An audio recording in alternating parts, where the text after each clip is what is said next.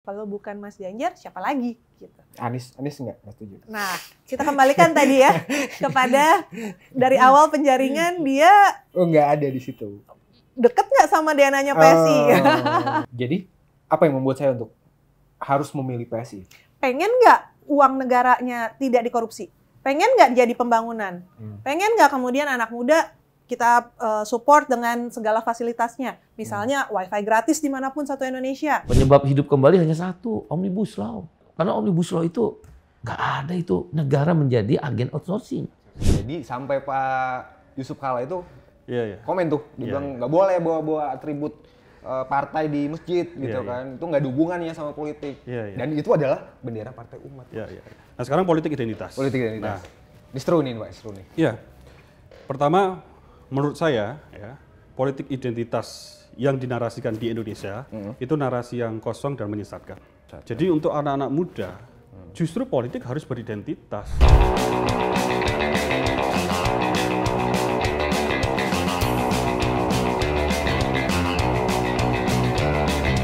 Perempuan di Papua sangat membutuhkan kehadiran partai-partai baru.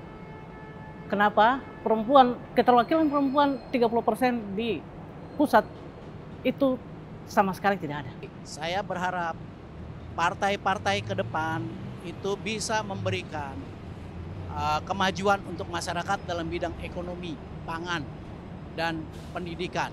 Adanya partai baru kan kalau bisa tunjukkan gitu. Lebih menonjol lah dari partai-partai sebelumnya. Partai-partai non-parlemen makin ramai dalam Pilpres 2024 mendatang. Di antara partai-partai itu ada Partai Buruh, Partai Solidaritas Indonesia, Partai Umat, dan Partai Persatuan Indonesia atau Perindo. Nah, partai-partai ini tentu punya program dan cita-cita yang berbeda-beda. Untuk mengetahuinya, saya akan melakukan wawancara dengan beberapa partai-partai non-parlemen ini. Jadi hari ini saya akan mengunjungi beberapa kantor DPP partai non-parlemen dan saya akan melakukan wawancara bagaimana agenda-agenda partai tersebut ke depan dalam menghadapi Pilpres 2024 mendatang. Partai Buruh misalnya punya ceruk suara yang notabene-nya datang dari kalangan buruh. Dan di tahun politik ini pula, ini merupakan persatuan dari para elemen-elemen buruh yang tergabung dalam Partai Buruh. Sementara Partai Solidaritas Indonesia kita tahu dari dulu memang dikenal dekat dengan gerakan-gerakan anak muda. Dan di tahun ini juga mereka dinyatakan sebagai salah satu partai non-parlemen yang siap bertanding di Pilpres 2024. Nah, Partai Solidaritas Indonesia ini juga jangan salah, mereka punya ceruk suara yang cukup signifikan dalam konteks koalisi untuk mendukung Capres-Cawapres.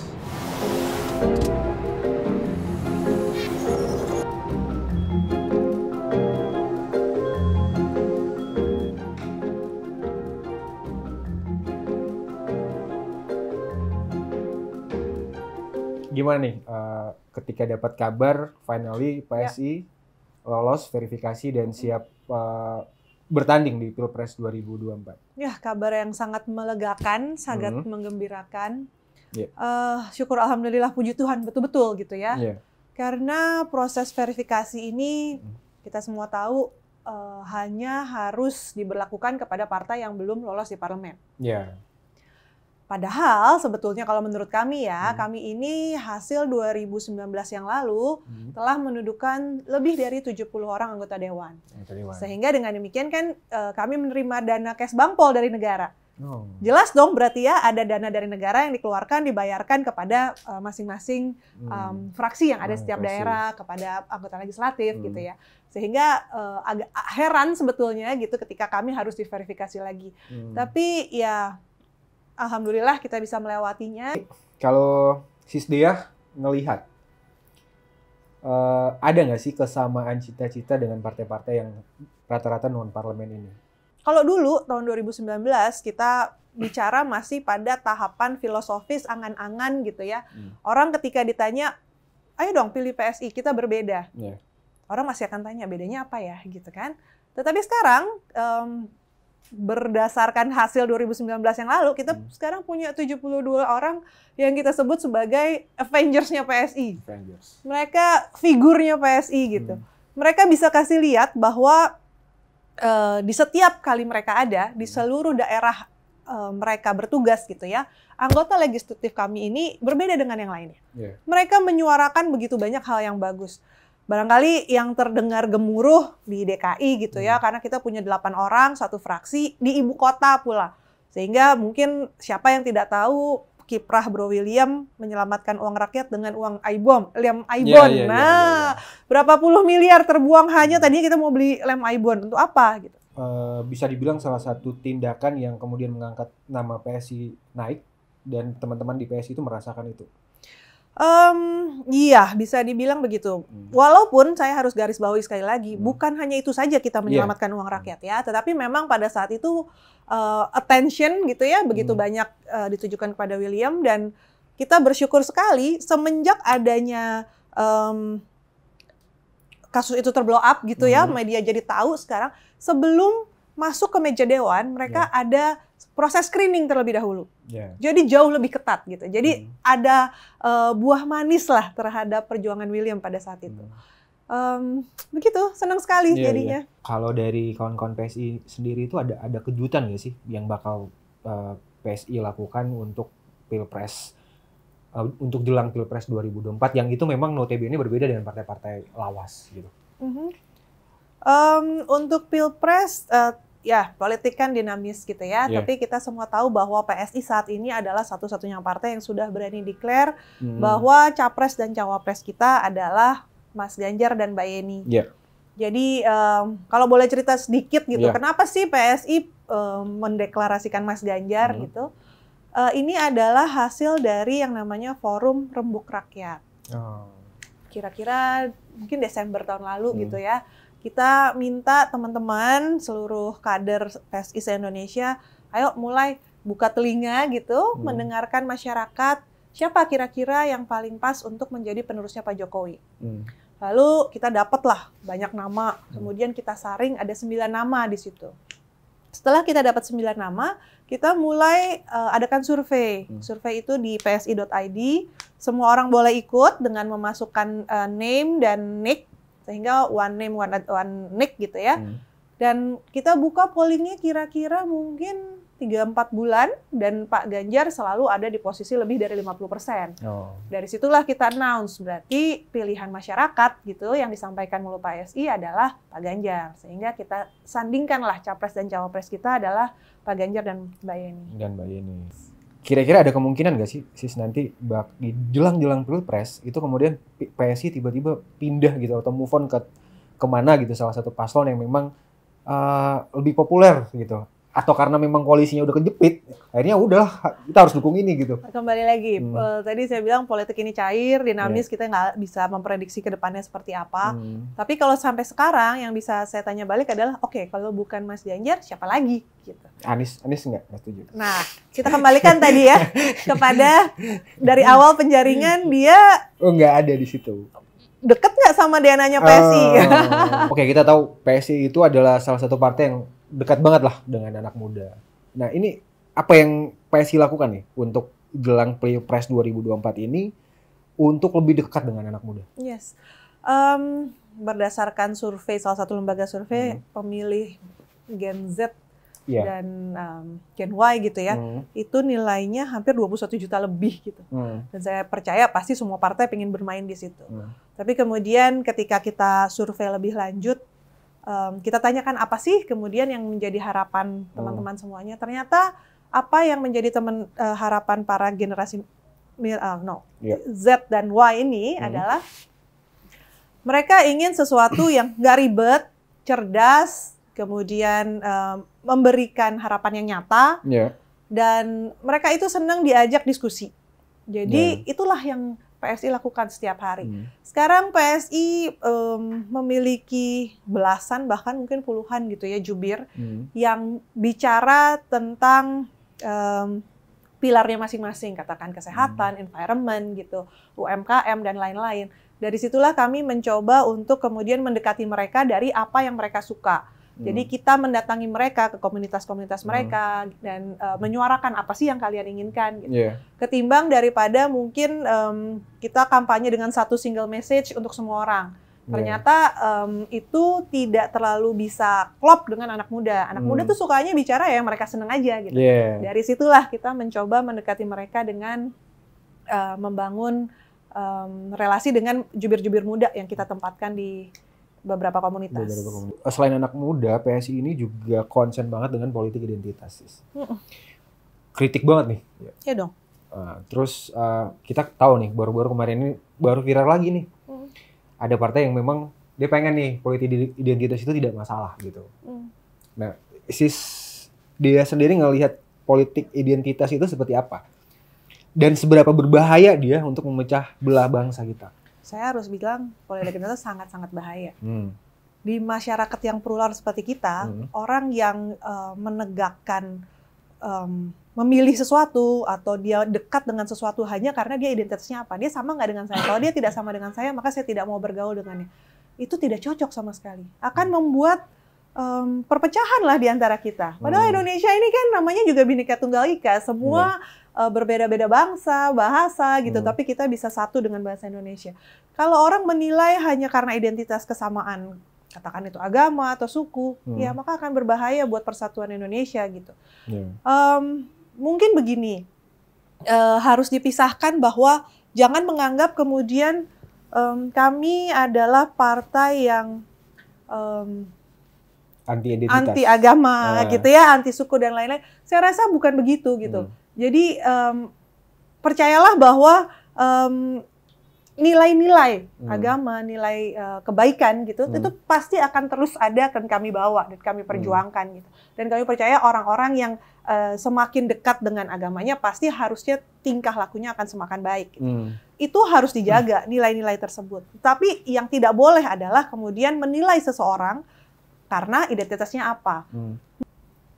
Partai-partai di Indonesia itu kan beda sama partai yang ada di Amerika tuh. Kalau di Amerika kita jelas tuh ngebaca leftist dan right-nya itu jelas, kiri dan kanan, Republik dan Demokrat itu jelas. Di Indonesia ini kita nggak jelas nih ngebaca kecenderungan dia tuh mau ke ideologi mana, kiri atau kanan, itu nggak jelas. Nah kalau ngelihat fenomena kayak gitu, ada tanggapan apa? Iya, saya sih merasa bahwa partai yang harusnya ada di tengah, yang lebih demokratis, paling cocok untuk Indonesia. Karena kita lihat Indonesia kembali lagi tadi ya kepada visi politik identitas. Kita ini tidak punya rumpun yang sama kok. Kita tuh punya suku Sunda, kita punya suku Jawa dan lain-lainnya. Ya memang semuanya itu harus kita gabungkan menjadi satu yang namanya Indonesia. Gitu. Kalau kita ambil satu pemahaman tertentu dengan kanan atau kiri, ya tidak akan cocok saya rasa dengan Indonesia. Nggak akan cocok. Dan di Indonesia juga memang lebih baik ke tengah gitu menurut saya. Menurut saya begitu. Memang itu yang cocok untuk kultur Indonesia. Di Amerika kenapa bisa dengan jelas memisahkan kiri dan kanan? Karena memang hanya dua. Ada suku kulit putih di sana dan pendatang gitu ya. Sehingga mudah untuk memilihnya gitu. Tetapi kemudian menjadi ya itu negatifnya adalah white supremacy gitu ya. Kalangan tertentu akhirnya merasa lebih superior daripada yang lain. Kan akan selalu begitu. Sehingga buat Indonesia nggak cocok seperti itu. Karena banyak sekali di antara kita yang harus kita satukan ya. Menurut saya berdiri di tengah akan menjadi posisi yang paling ideal. Ada yang istilah politiknya personal party. Jadi partai yang dikuasai oleh satu orang, dimiliki oleh satu orang, dan dipimpin oleh satu orang gitu. Punya dia gitu. Atau belakangan kita kenal dengan dinasti politik atau politik dinasti. Sis sendiri ngelihat itu gimana? Politik dinasti. Maksud saya, apakah itu berbahaya sekali buat demokrasi ataukah bagaimana? Saya akan kembalikan kepada kualitas seseorang yang harus dinilai. Kita tidak boleh menjudge seseorang karena dia anak siapa. Dalam arti kita tidak boleh memberikan dia privilege hanya karena dia anak siapa, tapi kita juga tidak boleh mendiskreditkan dia karena dia anak siapa sehingga dia jadi tidak boleh menduduki posisi itu gitu. Jadi jangan dilihat background-nya, tapi lihatlah kualitasnya. Mungkin saya bisa bicara anak presiden yang sekarang menduduki posisi tertentu. Kalau dia qualified, maka berilah dia kesempatan ruang seperti pada seharusnya gitu. Jangan karena dia anak presiden kemudian dianggap dia kan anak presiden seharusnya dia nggak boleh. Nggak bisa juga begitu. Jadi kembali lagi orang tuh harus dinilai dengan kemampuannya, kualitasnya. Kita tidak bisa bicara tentang oligarki kita setuju apa tidak gitu, tetapi kembali lagi Dia qualified silahkan. Jangan juga dia anak seorang pendiri partai gitu, kemudian mendapat privilege untuk maju menjadi capres, walaupun ternyata hasil surveinya ada kandidat lain nih ternyata gitu kan. Kalau saya nih sih sebagai anak muda dan besok nih saya mau ikut pemilu nih ya. Lalu kira-kira apa yang bikin saya harus memilih PSI? Oke. Iya. Kalau dulu tadi belum jelas, kalau PSI terus emang dapat apa? Kalau sekarang kamu yang bayar pajak nih, kamu yakin kan bahwa teman-teman kami yang duduk di kursi legislatif akan melototin anggaran, sehingga uang yang kamu bayarkan ke negara tidak akan dipakai untuk pemborosan yang sia-sia. Itu yang kami lakukan. Itu aja kami lakukan, apalagi ada mencoba mengambil dari situ, sama sekali no. So sampai dengan sekarang kita proud to announce kita adalah partai yang zero corruption. Zero corruption. Jadi apa yang membuat saya untuk harus memilih PSI? Pengen nggak uang negaranya tidak dikorupsi? Pengen nggak jadi pembangunan? Pengen nggak kemudian anak muda kita support dengan segala fasilitasnya? Misalnya wifi gratis dimanapun satu Indonesia.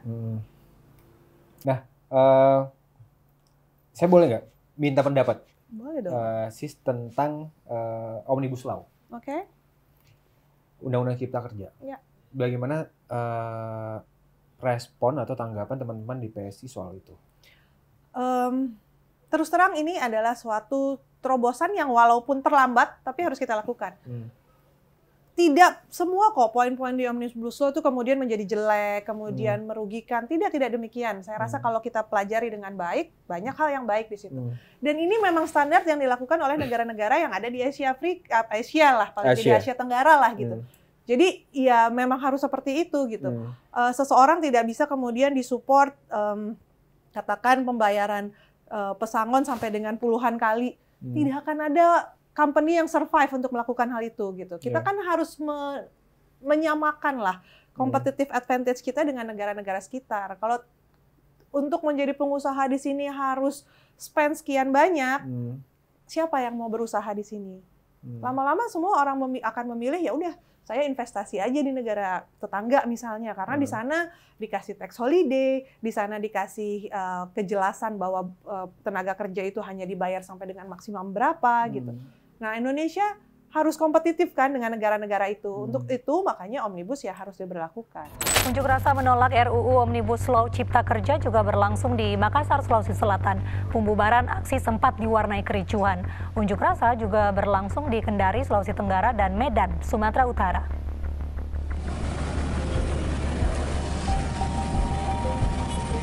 Pembubaran unjuk rasa penolakan rancangan Undang-Undang Omnibus Law Cipta Kerja di Makassar, Sulawesi Selatan berakhir ricuh.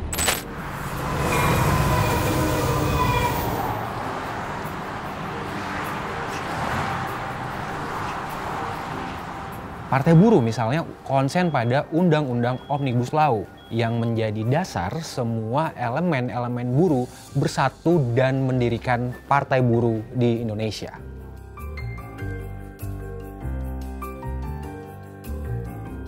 Partai ini memang partai yang berbasiskan kelas pekerja, the working class. Nah, kira-kira iya itulah harapan yang ingin kita letakkan di konstituen kita sebagai alat perjuangan setelah kita dinyatakan lolos sebagai salah satu partai politik peserta pemilu.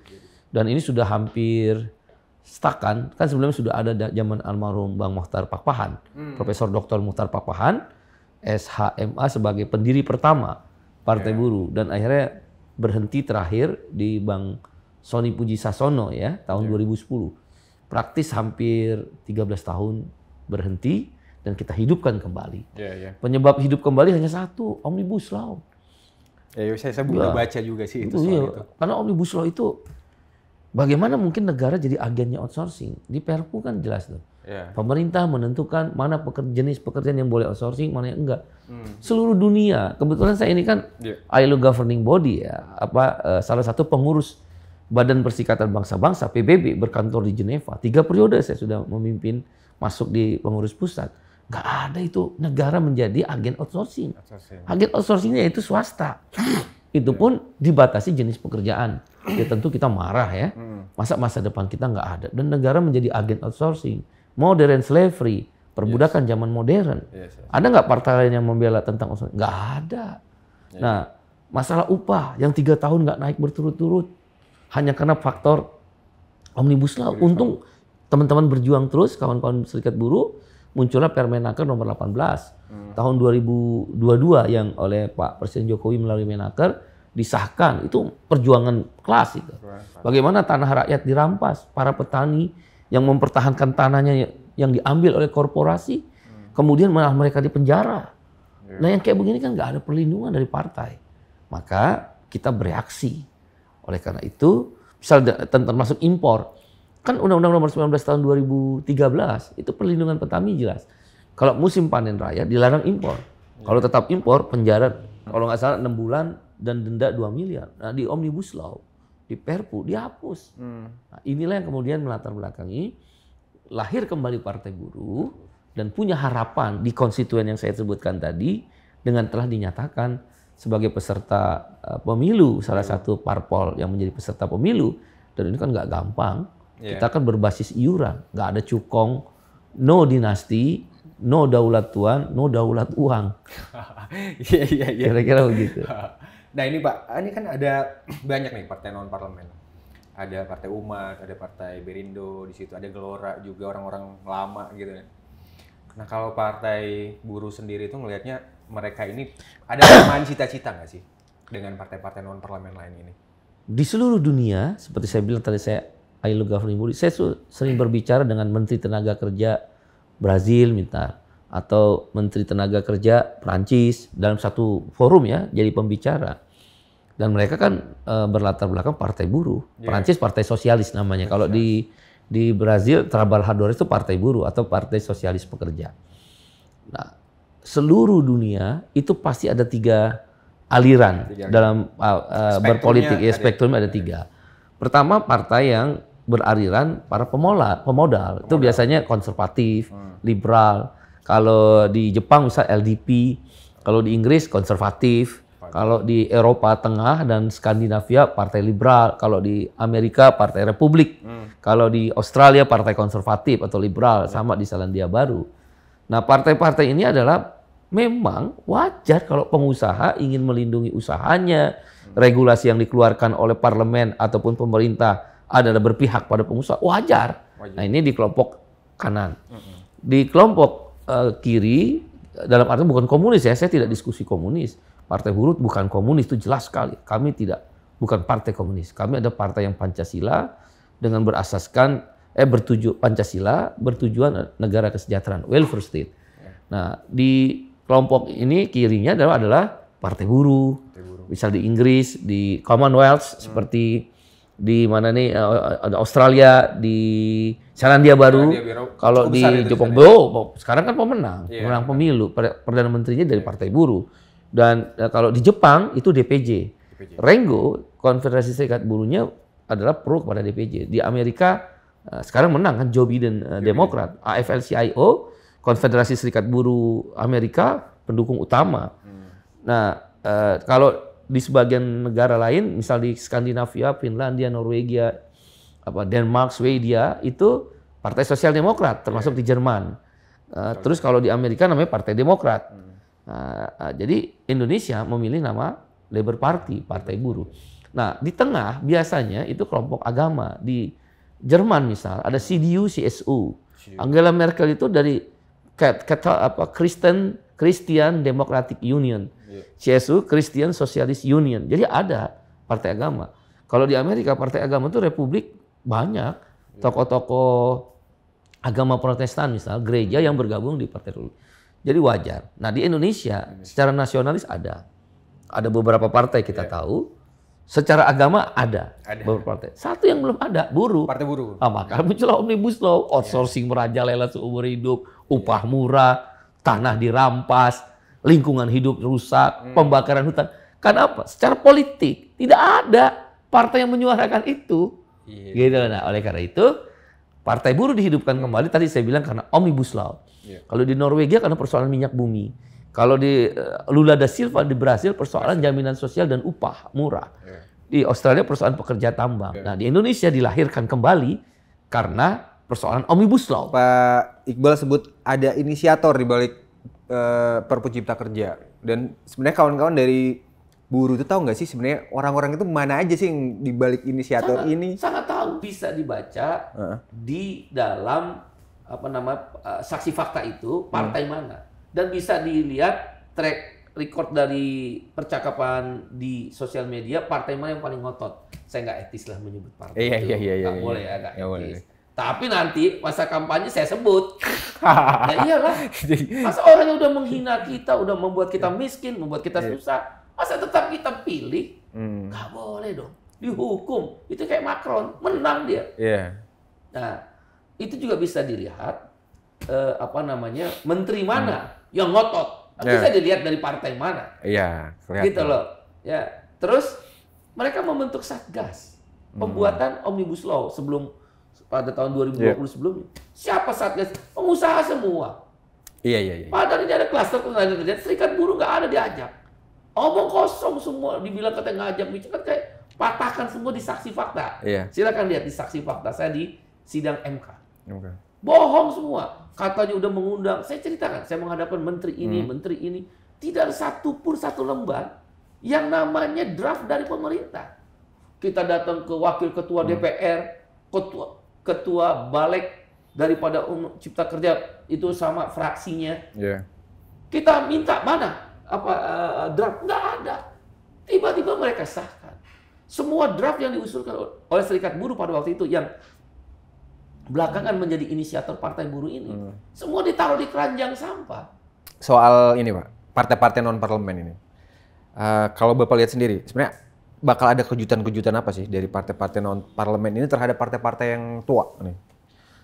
Tahu Partai Buruh pertama sendiri? Tentu partai non-parlemen, tentu yang nggak masuk parlemen, dan partai baru. Partai baru kebanyakan pecahan partai lama. Jadi ceruk suaranya, sebagai seorang politisi saya melihatnya itu aja. Ceruk suara. Kemudian yang kedua, non-parlemen, katakan non-parlemen, dia bukan partai baru tapi non-parlemen, ceruk suaranya bertarung dengan partai parlemen yang gede-gede, yang nasionalis, yang agama. Di parlemen kan ada partai agama, non-parlemen ada partai agama, di parlemen ada partai nasionalis, non-parlemen dan nasionalis. Yang tadi partai baru pecahan dari partai parlemen. Partai buruh enggak. Partai buruh adalah basisnya konstituen, kelas pekerja, working class. Nah, tentu orang bertanya, oh udah di partai-partai lain, karena dulu nggak ada. Sekarang go back home. Maaf ya, dulu kita mendukung calon presiden tertentu. Kita tarik balik dukungan itu. Iya, Jawa Barat tuh kebalik ke kita semua 5 kursi. Kita punya target Jawa Barat tuh 9 kursi. Oh, berarti dulu Prabowo kuat di Jabar termasuk salah satu. Coba aja lihat. Coba di basis-basis industri. Naik nggak sih partai tersebut kursinya? Kita ambil balik. Go back home. Go back home. Ya iyalah. Bung Iqbal, saya kalau sebagai anak muda, terus saya pengen nyoblos nih. Pengen nyoblos besok ya kan. Kira-kira apa yang membuat saya harus nyoblos Partai Buruh? Satu, jaminan kepastian pekerjaan. Kepastian pekerjaan kamu harus siapkan. Dunia revolusi 4.0, Anda lihat ya. Ternyata Tuhan mempercepat revolusi industri 4.0. McKinsey yang salah satu lembaga yang terkenal sekali, McKinsey Global Institute Research terkenal, dia memprediksi 2025. Tapi Tuhan berkehendak lain, ada COVID. Langsung revolusi industri 4.0. Makan nggak berani di restoran, datang ke rumah. Naik bis nggak berani, WFH. Naik alat transportasi nggak berani, WFH. Itu lebih cepat loh. Pertanyaan kita, ada nggak kepastian kerja? Jadi bagi anak muda, kepastian kerja itu penting. Yang kedua, yaitu tadi, kepastian pendapatan dan kesejahteraan. Kalau kamu bekerja masuk ke dalam dunia kerja, apakah itu offline maupun online, manufaktur maupun perdagangan yang bersifat online, ada nggak kepastian pendapatan? Oh nanti saya bayar kalau ada permintaan, oh nggak boleh dong, enak aja. Oh nanti saya nggak dapat pesangon, nggak akan kita berikan pesangon kalau kamu nanti terjadi pengurangan karyawan loh. Buat apa tenaga dan pikiran saya untuk perusahaan di mana saya bekerja? Itu namanya kepastian pendapatan dan kesejahteraan. Oh ya, kalau kamu sakit, perusahaan nggak nanggung ya. Lo siapa yang bayar kita sakit kalau apa-apa? Itu tawaran kita kepada anak-anak muda ini. Kita bicara tentang masa depan, bukan hari ini. Dan nanti setelah anak muda, mereka kan juga akan jadi orang tua. Terus anak mereka pendidikannya gimana? Terus, oh iya ya, kalau ini sekarang dunia udah modern, kerja bisa di rumah, kita nggak usah mikirin rumah ya. Ya lo kalau misal saya punya anak 4, habis itu kan saya bagi warisan. Yang ada tuh rumah kejual, beli rumah lagi nggak mampu 4 anak. Nah memang begitu kan kehidupan sosial. Itulah jaminan pendapatan dan jaminan jaminan kesejahteraan. Jadi job security, income security, baru yang terakhir social security. Yang tadi saya bilang kalau kita sakit ada yang bayar. Kalau kita mau makan karena kita udah kehilangan pekerjaan ada yang ngasih. Itulah tawaran partai. Berbeda dengan Partai Buruh, Partai Umat juga menjadi salah satu partai peserta pemilu 2024 mendatang. Partai Umat dibentuk oleh salah satu tokoh reformis yang sudah melalang buana dalam politik di tanah air. Siapa lagi kalau bukan Pak Amin Rais. Dan menariknya, Partai Umat ini langsung diketuai oleh salah satu anak muda, yakni Ridho Rahmadi. Partai Umat juga terbentuk dari kader-kader lawas PAN yang mungkin barangkali menjadi loyalis inti dari Pak Amin Rais. Pak Ridho memilih untuk menjadi ketua umum. Itu memang ada konsentrasinya bahwa karena Pak Ridho anak muda dan memang karena basis pemilih kita itu lebih banyak anak muda, atau memang ada pilihan lain atau decision lain mungkin Pak? Ya, pertama saya tidak memilih ya, tapi saya memutuskan untuk menerima amanah ini ya. Jadi itu memang pendiri Partai Umat adalah tokoh-tokoh senior ya, seperti Pak Amin, Pak Kaban, beberapa tokoh yang lain ya. Tokoh reformasi ya. Mereka kemudian dalam satu forum pendirian waktu itu ya, sebelum deklarasi rapat. Kemudian memutuskan salah satunya saya sebagai ketua umum ya. Dengan berbagai macam pertimbangan ya, itu lebih ke meritokrasi ya, lebih ke background saya gitu ya. Salah satunya sebagai background saya di bidang IT ya, mulai dari sekolah saya kebetulan S1 sampai S3 di bidang IT. Data scientist. Ya, karena salah satunya adalah kita lihat perkembangan ke depan di era digitalisasi semuanya memang butuh percepatan dan hal-hal yang lebih efektif dan modern secara organisasi. Itu salah satunya ya. Ya kemudian anak muda juga ya. Jadi kesadaran bahwa kita perlu membangun awareness, bukan hanya kesadaran menurut saya, kita perlu keinsafan. Kalau kesadaran ya awake gitu ya, tapi keinsafan ini benar-benar memahami situasinya. Ini yang mungkin masih luput ya. Jadi kembali ke pertanyaan tadi singkatnya, iya itu salah satu faktor pertimbangan. Iya. Jadi memang ada pertimbangan meritokrasi ya, teknokrasi ya. Teknokrasi ya. Kita tahu kan sebetulnya nama capres cawapres ini kan udah ada di mana-mana. Nah, ada namanya Pak Ganjar, Pak Anies, ya kan. Nah, tapi bagaimana posisi Partai Umat nanti ke depan? Apakah memang akan ada arah untuk koalisi dengan salah satu tokoh yang populer secara survei, ataukah memang akan tetap dengan independensi politiknya atau bagaimana? Jadi kita gini, dalam hal capres ini kan kepemimpinan nasional. Ya. Dari kepemimpinan nasional kita berharap banyak perubahan di Indonesia ini. Ya. Nah di situ harusnya kita berangkat dulu apa yang dibutuhkan bangsa ini atau negeri ini. Ya. Kriterianya gitu loh. Harusnya kita diskusikan itu.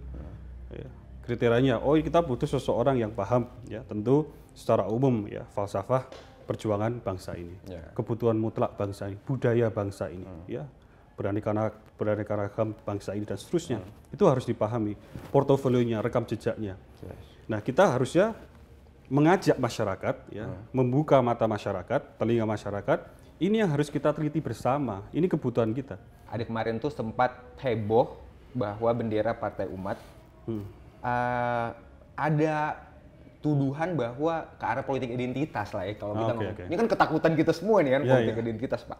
Nah, jadi sampai Pak Yusuf Kalla itu komen tuh, dia bilang nggak boleh bawa-bawa atribut partai di masjid gitu kan. Itu nggak ada hubungannya sama politik. Dan itu adalah bendera Partai Umat.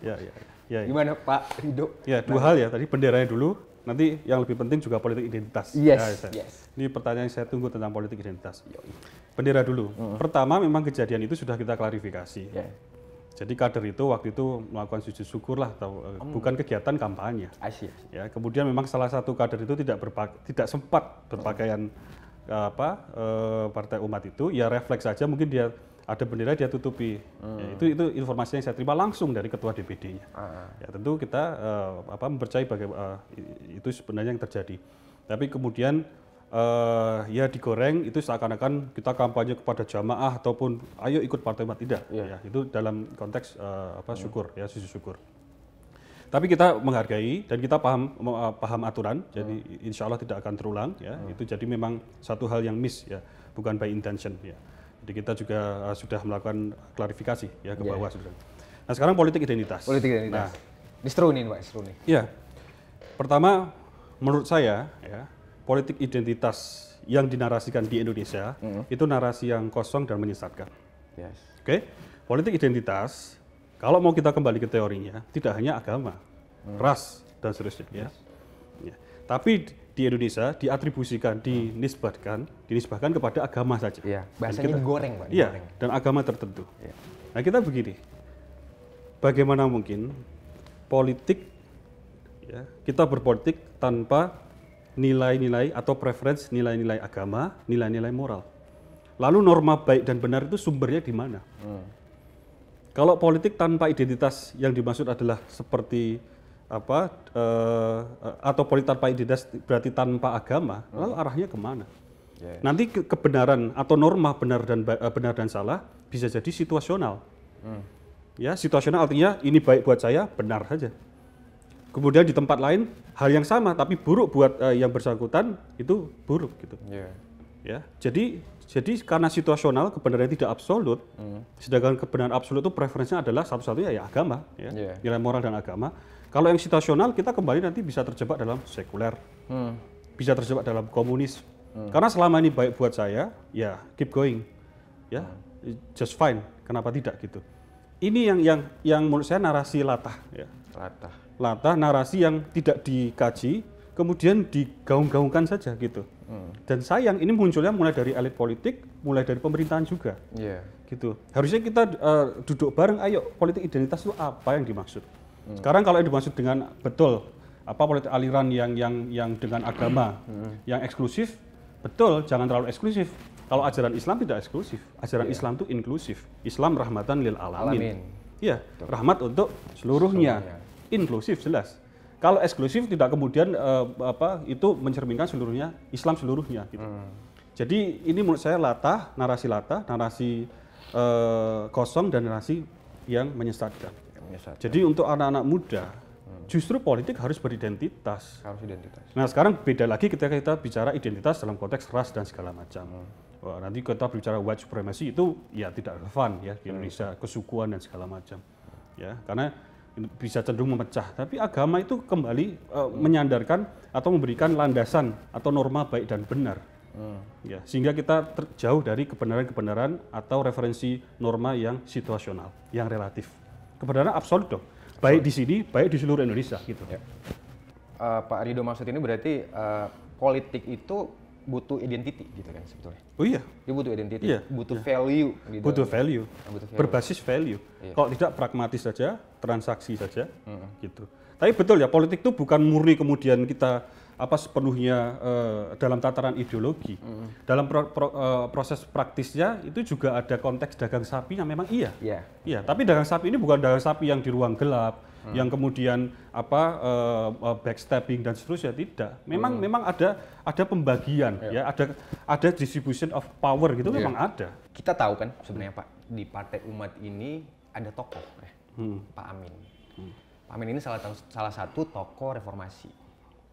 Dan yang saya dengar-dengar juga, memang ketika Pak Amin keluar dari PAN itu, memang ada basis pemilihnya Pak Amin, orang yang memang mengidolakan Pak Amin. Loyalis ya. Loyalis gitu ya.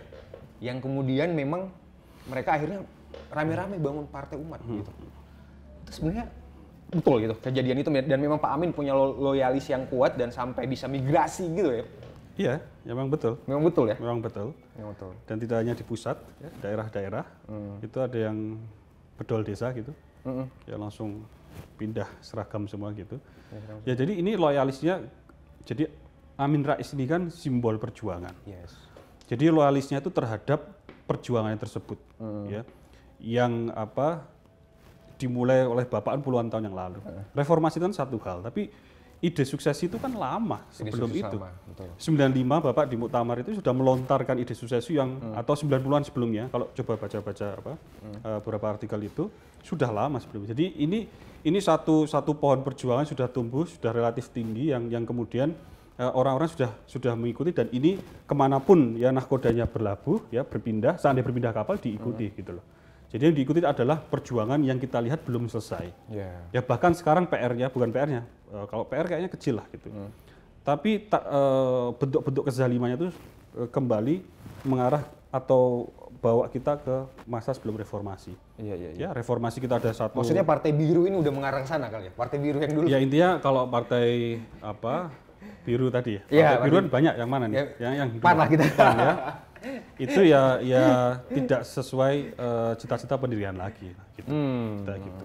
Itu alasan yang mendasar itu. Iya, itu kan anak kandung reformasi kan. Betul. Dan beberapa partai lain. Ini harusnya partai-partai yang lahir terutama dari rahim reformasi itu harus sadar betul smart reformasi apa.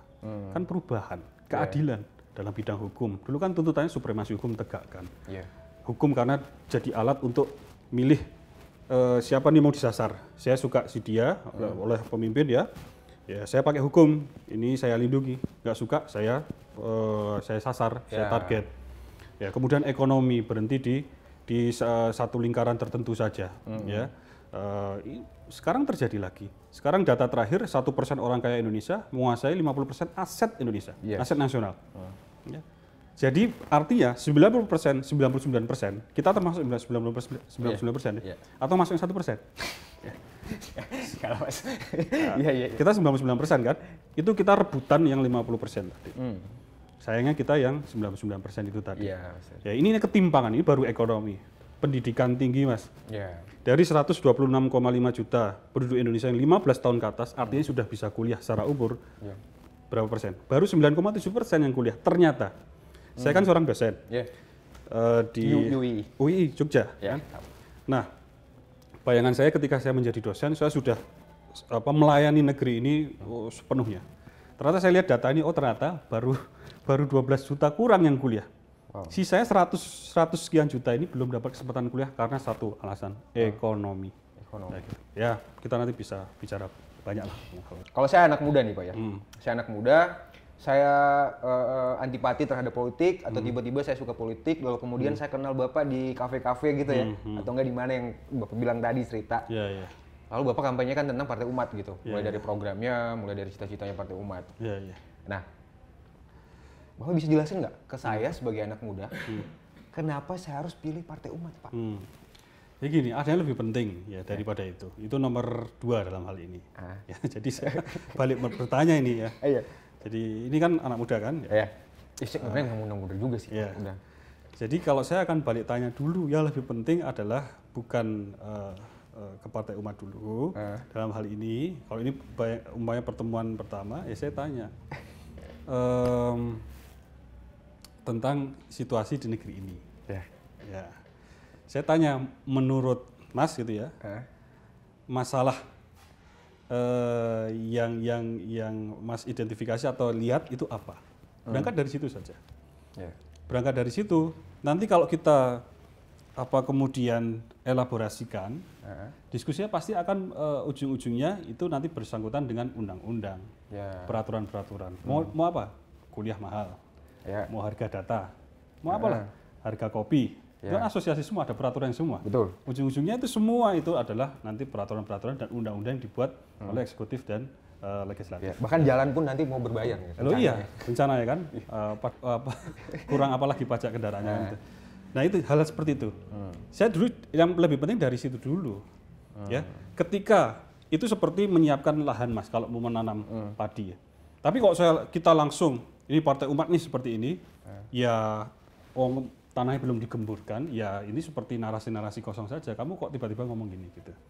Jadi membangun awareness dulu, keinsafan dulu. Ya, oh iya ini ada masalah di negeri ini. Baru kita bicara. Ini partai umat punya gagasan. Ya. Mau satu simulasi. Oke. Kita berbicara ekonomi digital. Oke. Ya Mas, pakai apa nih belanja online-nya? Taruhlah aplikasi. Oke, warna apa? Aplikasinya hijau. Warna hijau lah. Oke. Itu nilai transaksi belanja online di Indonesia 2021 dari 5 raksasa belanja online yang hijau, yang oranye, yang merah dan seterusnya 400 triliun. Besar nggak? Wow. Besar. Oke. Berapa yang masuk Indonesia? 10%. Kenapa? Karena 90% produk asing. Ya. Oke. Jadi ini model ekonomi seperti ini adalah namanya model ekonomi komprador. Kita hanya jadi alas, kita hanya jadi bentangan karpet merah untuk orang yang jualan-jualan. Sedangkan kita bayar pajak saja, konsumen. Yang dikumpulkan 3 triliun tahun 2021 belanja online, 3 triliun. Bayangkan. Kita dapat apa? Ini satu masalah nih. Bayangkan bagaimana merubah situasi ini. Ada 2 hal. Ya, kita buat gerakan bersama. Buat platform digital yang sama, tapi yang dijual harus 90% produk asing, produk dalam negeri. UMKM hidup, ya, nanti membuka lahan pekerjaan juga. Kedua, kalau Mas masuk DPR, kita masuk DPR, anak-anak muda masuk DPR, ubah kebijakan. Yang hijau, yang merah, yang oranye harus ikuti kalau mau dagang di Indonesia, kalau mau buka di Indonesia. Syaratnya 90% produk UMKM. Masalah tadi, yang 400 triliun tadi, kita dapat 90%, 9 kali 4, 360 triliun untuk Indonesia. Nah ini contoh yang bisa kita selesaikan. Nah sekarang Partai Umat, ya itu tadi yang saya sampaikan, maaf tadi belum saya sampaikan, itu berencana juga. Ya. Selain perjuangan intraparlementer, kita mengajak nih Mas, ayo jadi caleg Partai Umat, anak muda di DPR RI baru 4%. Ya, padahal populasinya nanti 60%. Ya, DPR RI loh. Jadi masih timpang. Sisanya didominasi 55 tahun ke atas.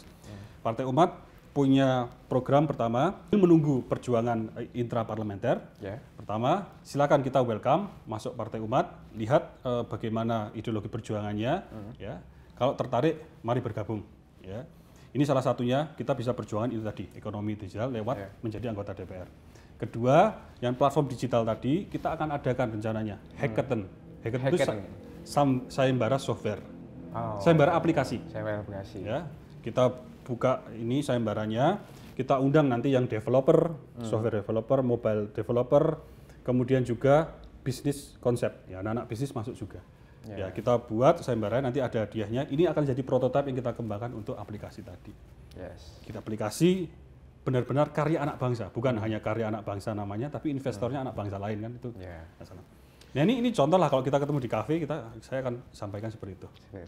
Jadi ya memang seperti itu. Kita bahasanya tidak kalau anak-anak muda harus lebih rileks lah. Iya benar. Terima kasih Pak Rido atas waktunya. Sehat selalu.